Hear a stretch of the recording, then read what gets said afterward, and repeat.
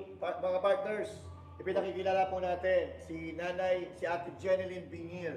Siya po yung nanay ng bata na sinasabi nila Marbil na biktima ng human trafficking. Siya po yung nanay. At nanay, ikwento niyo po kung ano po yung nangyari doon sa anak ninyo. Ito ba ay totoo na biktima ng human trafficking? Sa totoo po, hindi talaga ako biktima, sir.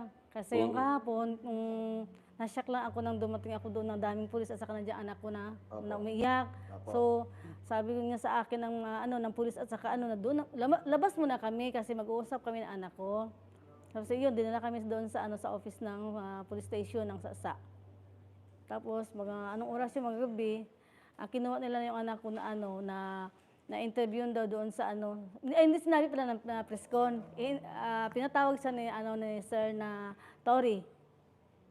So, hindi alam ng anak ko na press conference na pala yun.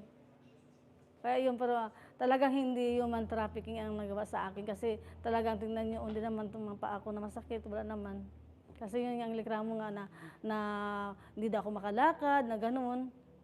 Papakita natin, maiksian lang. Nakakalakad ba kayo? Nakatayo nga siya. Okay, sige. Tuloy po. Kayo po yung nasa loob kahapon, ano? Apo. Pumasok na nakangiti nga po kayo sa akin kahapon. Kasama niyo yung bata. Ano pangalan po ng bata? Hindi ko lang na yung anak ko, si Kiselmi po. Ayun. Anak po ni ate ay hindi na iba ata yung nakita ko. Sorry. Pero sige, may baka may tanong kayo. Ano ba ay napipilitan lang po sa inyong pagstay dito? Hindi po.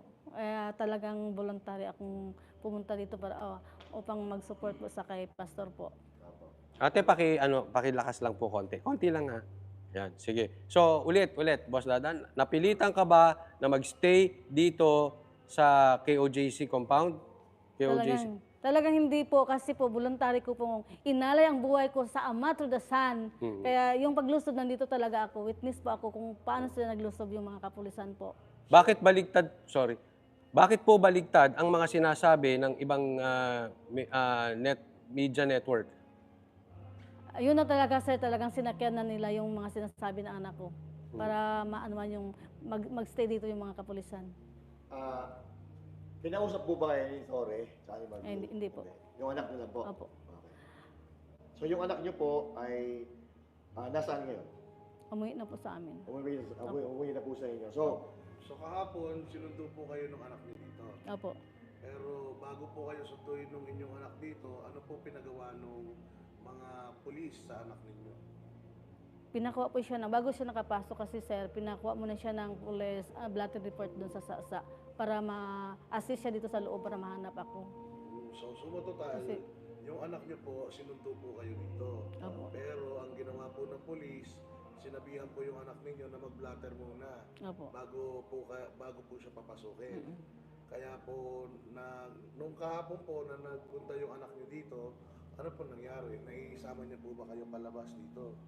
Oo, sumama ako sa kanya kasi nga mag-usap kami siya kasi umiiyak nga siya. At saka pinahiya din ako sa niya. Tapos yun, sinamahan ko siya.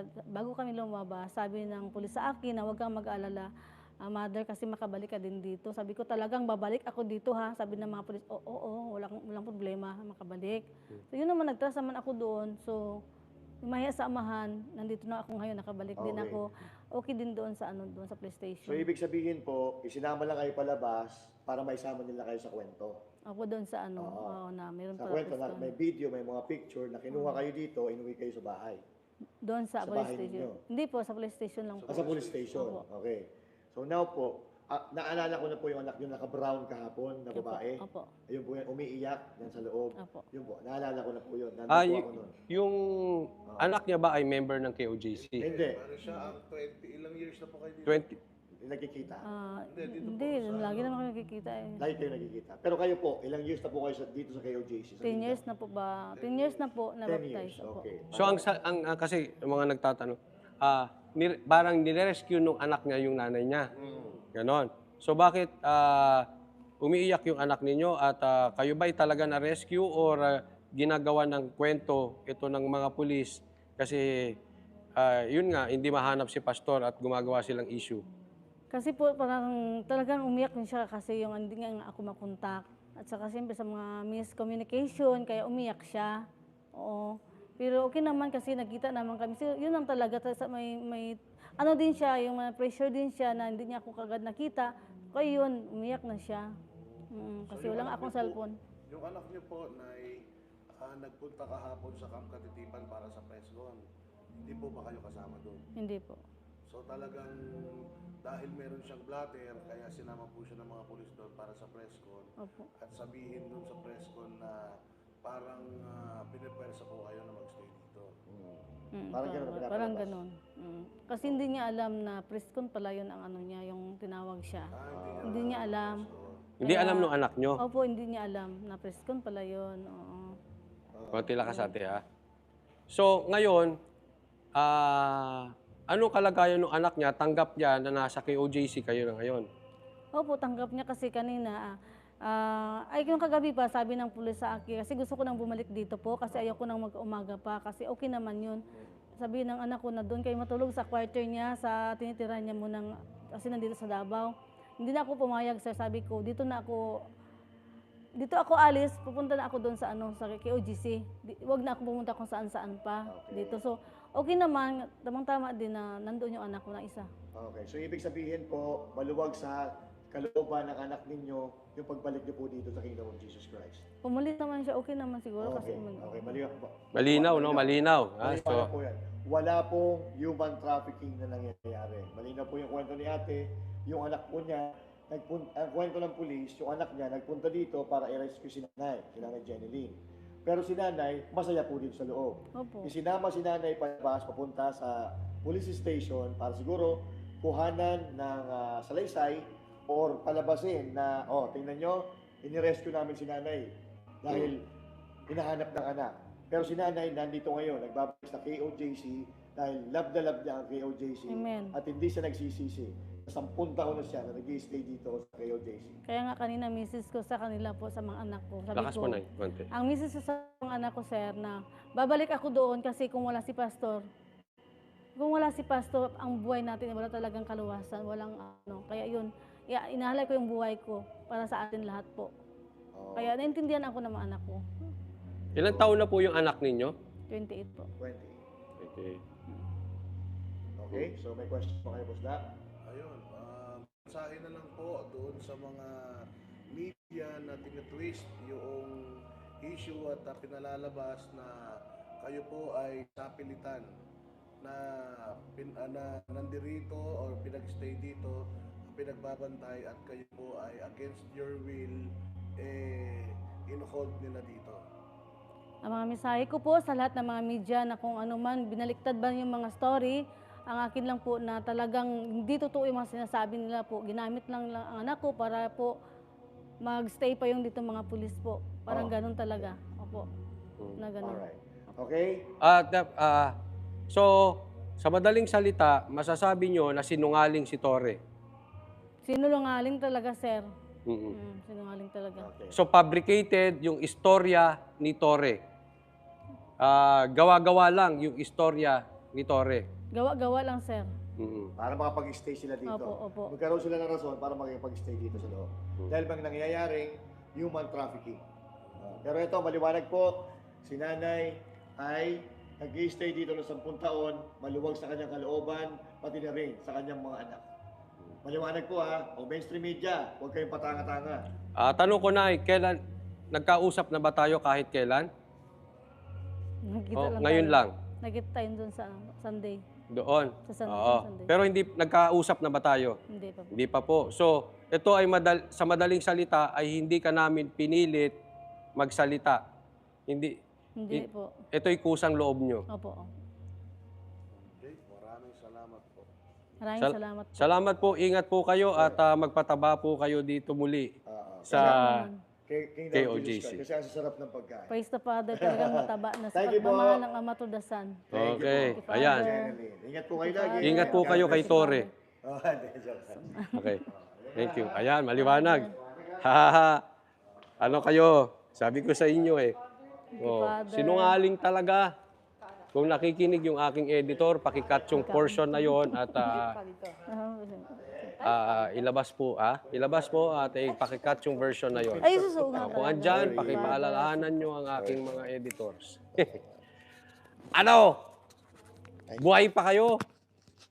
Pambihira. Kung alam mo kung nakakamatay, nakaka-cancer. Kung nakaka-cancer ang pagsisinungaling, stage 11 na ito si ano? Stage 11 na to si Torre. Ayan, thank you sa ating editor. I-cut mo tapos i-post mo agad-agad sa lalong madaling panahon. At may bonus ka. Nang dahil dyan, pwede ka nang mag-almusal. Joke lang, joke. Sabi dito, malapit na silang magka-cancer. Hindi, kasi ganun yun di ba? Ayan si Ma'am Hana, naniniwala ba kayo, kung ang kasinungalingan ay nakaka-cancer? Anong stage na ni Torre? Sige nga.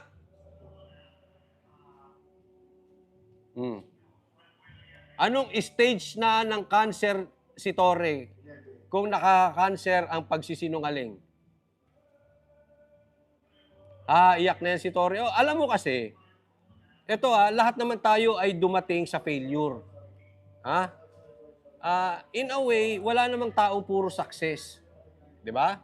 So, nasubukan natin maging failure. Lahat po, imposible po na ang isang tao ay puro success. Lahat tayo ay dumaan sa failure.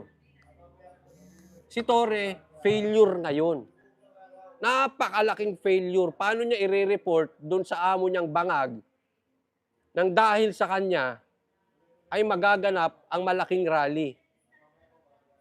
Di ba? So anong gagawin mo? Hindi mo mahuli si pastor. Ang dami mo pang sinamang pulis. Di ba? Magmumukha kang inutil. Magmumukha kang walang silbi. So anong gagawin mo? Mangingidnap ka ng nanay na may nanay. Gagawa ka ng istorya. Alam mo, ito kasi nakikita po namin nakikita po namin ang pamumuhay ng mga taga kay OJC. Hindi po ito kwento-kwento na dinig ko lang. Nang tagal na naming nakakasama mga taga kay OJC. Binihisan, pinapakain, pinag-aaral ang mga anak o mga miyembro. Wala na nga silang iisipin kung hindi huminga. Kaya nga, nagtatabaan. Wala pong pilitan dito.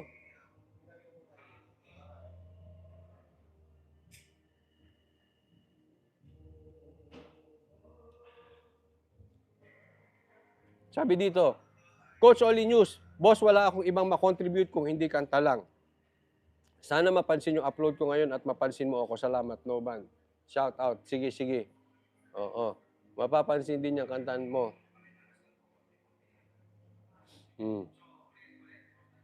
Diba? Buko sila ngayon. Diba? Sakit, no? Sakit. Ang problema dito,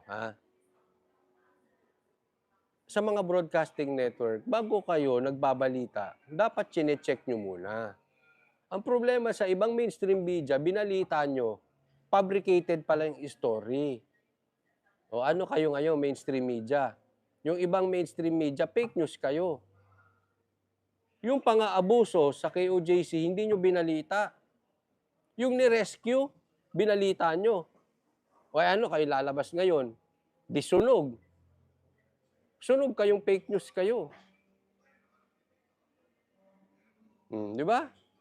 Ay, Soledad Mueller, fake news. Kayong mainstream media. Naku, kalalaking yung network. Wala kayong researcher. Punta-punta rin kasi rito.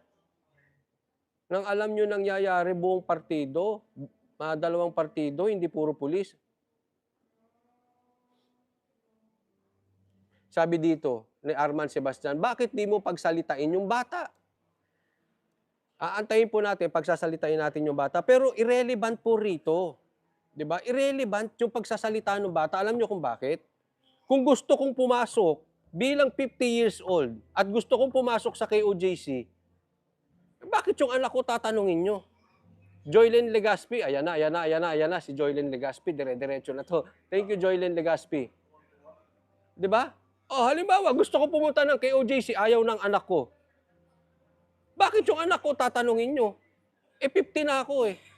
Buti ko 14 ako. 'Di ba? May sense ba yung pinagsasabi ko? O ilan ng anak ko? Sasabihan nyo ako, Daddy, I don't want you there. Loko-loko. Anong pakialam mo sa akin? Ako ba nagpapakain sa'yo, ikaw nagpapakain sa akin? Kung gusto ko maging KOJC, wala siyang magagawa. Kung gusto ko mag-Muslim, wala siyang magagawa. Kung gusto ko maging Buddhist, wala siyang magagawa. 50 na ako, sasabihan ako ng anak ko. Oh. Di ba? Hindi po, ito yung example lang. Ako hindi member ng KOJC. Pero pakikialaman ako ng mga kamag-anak ko kung gusto kong pumasok. Di ba? Anong issue rito? Kung sasabihin ko, tumataba ako sa KOJC. Ang daming pagkain, lagi buffet. Anong pakialam mo? Sa gusto kong tumaba. Di ba? Pakialaman mo yung buhay mo. 28 years old ka na eh. Pinakikialaman mo yung buhay ko. Nanghihingi ba ako ng pera sa'yo? Soledad Mueller, thank you po. Mainstream media, grabe pagkabayas. Kaya pala madaming Pinoy na tanga dahil sa kanila. Correct. Tanga yung mga... Ay, nako. Naniniwala. Salamat, Soledad Mueller, di ba? May anong issue? Ba't ako re-rescuein ng anak ko rito?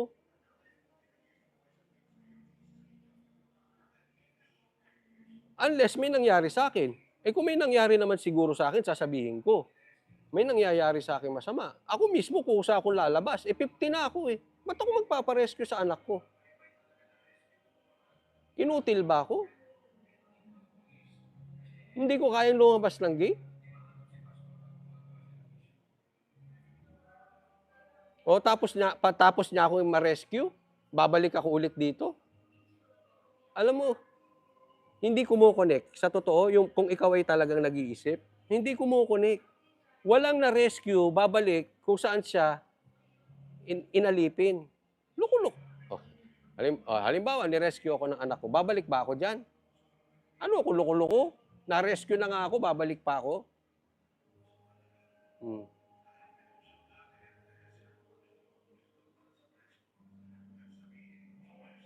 Sabi dito, ganda ng turo mo, Oli, kung paano dapat mag-usap ang magulang sa anak. Hindi po yan. Hindi po kami ganyan mag-usap ng anak ko.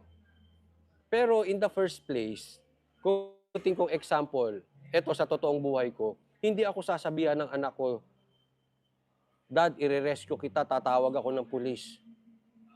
Dahil bakit andyan ka sa CCF? Hindi ganun. Hindi mangyayari yun. Hindi kami ganun.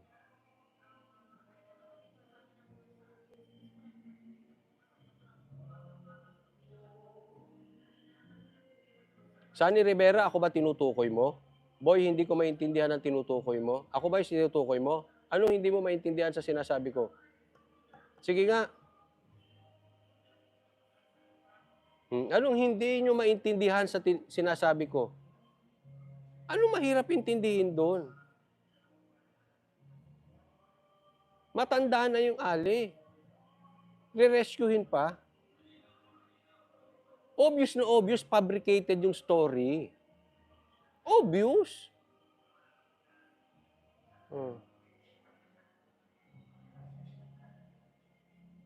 Obvious na obvious. Tanggapin. Huwag naman kayo panatiko. Kaya kayo nabubudol eh. Ayaw nyo tanggapin yung paliwanag.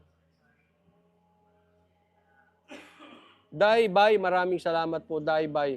Hindi ko naman po sila pinapatulan. Pero kailangan nating mapaliwanag na hindi po pwede re-rescuein mo yung isang matanda na nasa tamang edad, tapos lalabas, ipapabricate ng pulis yung story, palalabisin sa mainstream media, tapos babalik dito. Di ba? Hmm.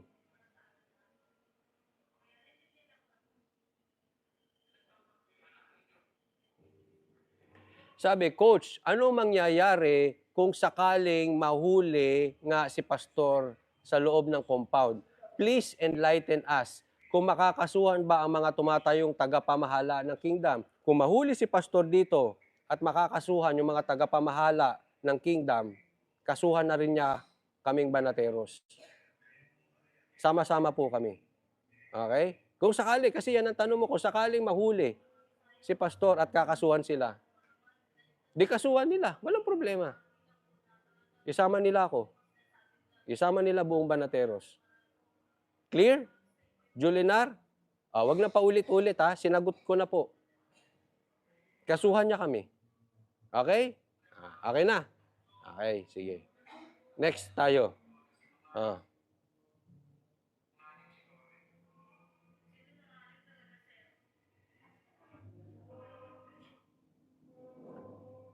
Sabi ni Kirvin, kung tatay ko naman ang nasa KOJC, pagsasabihan ko rin pa, huwag kang patinag sa mga bangag ng mga pulis. Yan, tama yan. Coach, may schedule na ba sa Cebu? I need to be honest sa'yo, Kamotes News. Hindi ko po alam ang schedule doon sa ibang area ng mga rally. Nakafocus po kami dito kasi dito ay unti-unti pong magpupuntahan na po ang mga ibang personalidad para mag-speech. Nagkakaroon lang ng problema kasi ay hinaharangan yung mga iba't ibang lugar para hindi makapunta rito. Digong, sabi, di ba bawal kumupkup ng wanted? Bakit? Kinupkup ba namin? Wala nga dito. Mapilit lang si Torre. Bigyan kita ng ng ebidensyang wala dito. Ilang araw na dito yung mga pulis. Ay, Buster TV shoutout. Ilang araw na yung pulis dito, nakita ba nila? Paano namin kinukupkup? Wala dito. Pero kung gusto nyo kaming kasuhan dahil kay pastor, be my guest. Jess 26 TV, I watch yung news ng ABS-CBN, opposite po lahat ng binalita sa totoong nangyari. Yan nga ang problema, sa mga nagbabalita, isang panig lang ang kinukuha nila. Anong sasabihin ni Torre? Anong sasabihin ng mga pulis? Pati si pastor ang pumatay kay Jose Rizal, si pastor ang pumatay kay Magellan, si pastor ang pumatay kay Ninoy Aquino. Kasi ang problema dyan sa ABS, report sila ng report, hindi kinuha yung dalawang side. Lahat ibibintang nila kay pastor. Lahat ibibintang po nila sa KOJC. Mag-isip-isip naman po tayo. Paano kayo graduate ng journalism nang hindi nyo alam na dapat kinukuha nyo yung kabilang panig? Ang dali magbintang eh. Pwede kong sabihin, si pastor ang nagpasabog ng Twin Towers. Captain, Coach Oli, gusto namin tumulong paano makapagpadala ng mga pagkain at tubig sa mga member ng KOJC. Ma'am, paano ba magpadala dito? Padala lang.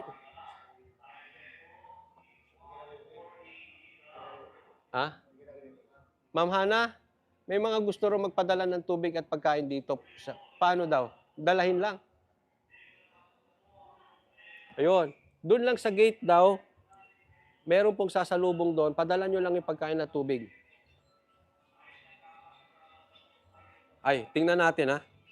Tingnan natin, may nire-report. Nagsasalita. Pulis ba yan nagsasalita? Pulis, pakinggan natin. Pulis. Tut!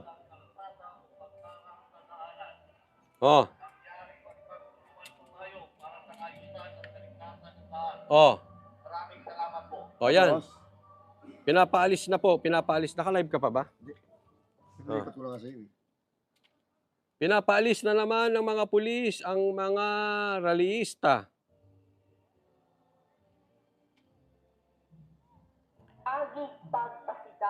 Ayan, pakinggan nyo.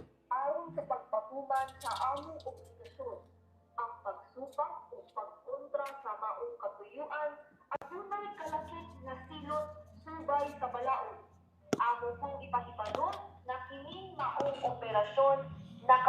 sa video nga mamahimong gamiton isip ebidensya ngadto sa korte o sa bisan asa nga investigasyon.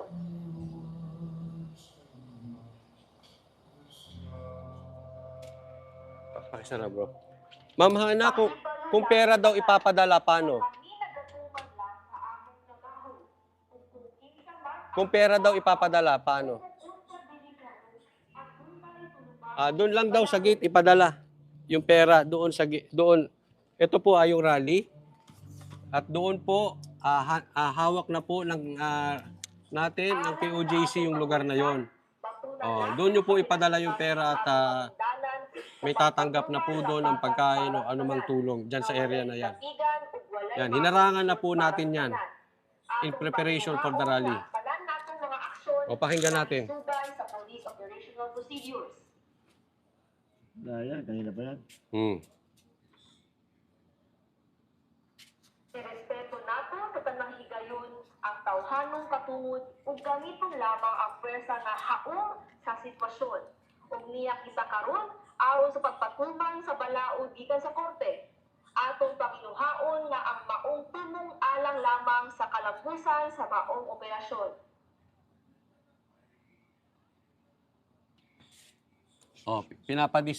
Pinapadisperse na. Sabi daw ni Pahardo, pinapadisperse. Paano ipapadisperse? May rally permit nga ito kay Baste. Batok sa mga otoridad, sama sa mga kapulisan, samtang sila nagapatuman sa ilang trabaho nga dili nahipuyon sa legal nga pamaagi, matawag o sa kakrimen. Labot ni ini ang pagbabag o pagsukol sa legitimong operasyon sa mga pulis o pagpakita sa bisan unsang klaseng kagubot o pagpanghalok sa isa ka opisyal sa gobyerno samtang nagserbisyo sa katawhan para malikayan ang bisan unsang pilot subay Ang hirap sa naman balaod, umintindi nito mga pulis. Hindi ko alam kung walang utak eh. buhat sa ating Paulit-ulit, sabi na nga may permit galing kay Mayor Baste eh. Ano ba hindi nyo maintindihan doon? Di, iserve nyo yung warrant, maghanap kayo sa loob, basta kami, habang naghahanap kayo sa loob, basta kami magrarally sa labas. Fair enough? Ano to? Police government? Martial law? Bawal mag-rally?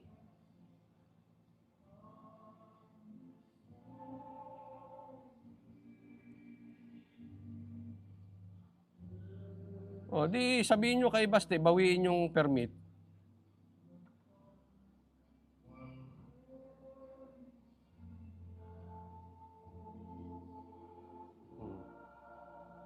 Sabi dito, Coach Oli, naka-standby na ang mga magrarally sa Liwasan. Yeah, maganda yan, sabay-sabay. Meron sa Liwasan, meron sa Davao. Alam mo, tanggapin nyo na, mga kapulisan. Iwan nyo na si Torre. Iwan nyo na si Bangag.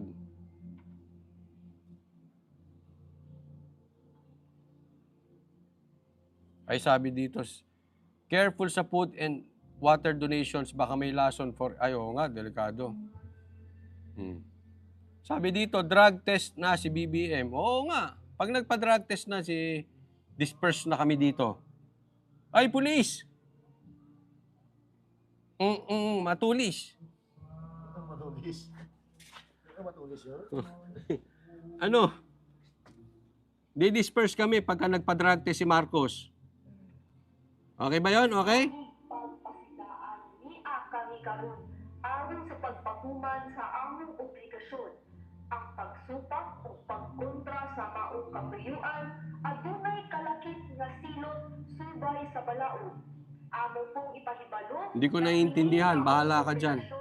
Nakarecord sa video nga mamahimong gamiton isip ebidensya ngadto sa korte o sa bisan asa nga investigasyon. Yan ha, pinakita ko lang sa inyo. Meron akong gustong sagutin, ha? Sasagutin ko lang, ha?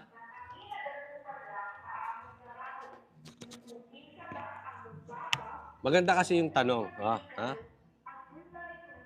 Okay, may nagtanong dito, sabi, Huwag ka muna maingay, ha, police. Mag-e-explain ako. May tanong dito, kasi ako narinig ko mismo yon. Hindi, narinig ko sinabi ni Torre. Hindi ko lang nabalitaan, nadinig ko talaga. Kaya muna, patahimikin muna natin yung police.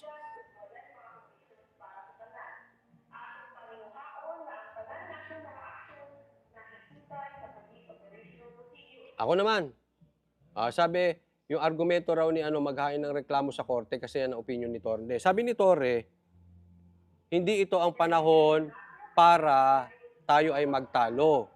Kung may reklamo kayo sa akin, maghain kayo sa korte, doon kayo magreklamo, papasok kami sa ayaw o sa gusto nyo. Ito naman din ang sinasabi namin kay Torre. Kung may reklamo kayo sa rally, magreklamo kayo sa korte. Hindi ito ang panahon para tayo ay magtalo. Kasi magrarally kami sa ayaw nyo o sa hindi. Tama? Ulitin ko para maliwanag. Torre, kung may reklamo ka, maghain ka sa korte. Hindi ito ang panahon para tayo ay magtalo. Magrarally kami sa ayaw o sa gusto nyo. Maliwanag na? Okay.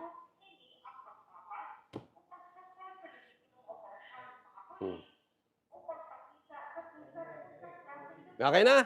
Fair? Pinasok nyo nga ito eh. Nang walang legal na permit eh, na warrant eh. Nag-uusap pa tayo, pinapasok ng mga traidor mong mga pulis. Nag-uusap pa. Alam mo kung bakit? Hindi po pwedeng kaya kong patunayan yon. Kasi nasa live ko yun. Nag-uusap, nasa harap ako ni Atty. Torion at si Torre. Nag-uusap sila. May kumalabit sa likod ko. Sir, coach, punta kayo sa likod kasi magpadala ng banateros doon kasi pinasok na yung gate. Nag-uusap pa sa harap. Kaya napatakbo kami doon. Oh. Kuha po yun sa live. Panuorin nyo. Diba? Nasa live yun. Tapos tumakbo na kami papasok. Sumakay pa nga ako, umangkas pa nga ako sa motor eh. Ayoko kaya umangkas, takot ako umangkas, mas gusto ko yung nagmumotor. Pero wala, emergency na eh. O, tumakbo kami doon. Nasa live yun, di ba? Ano sabi ni Torre? Bibigyan namin kayo ng 30 minutes. Tingnan mo kung hindi sinungaling yan. Bibigyan namin kayo ng 30 minutes kung hindi gigibain namin yung gate. Yung pala, giba na yung gate sa likod. Ganyan po kasi sinungaling yung tao na yan. Again, I have proof. Nasa live ko. Check it.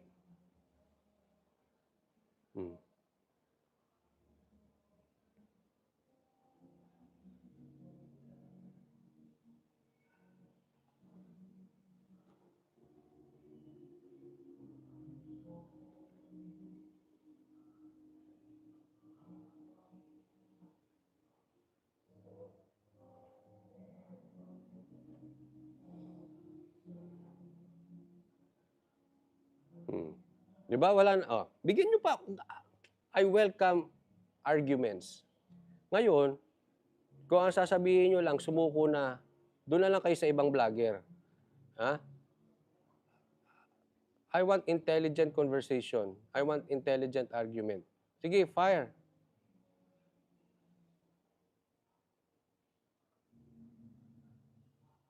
Sabi dito, ang issue kasi bakit hindi nyo hayaan? Mapapahiya rin naman siya kung wala siya makikita or mahuli dyan. Kaya nga, puno kaya ng pulis doon. Hinahayaan namin.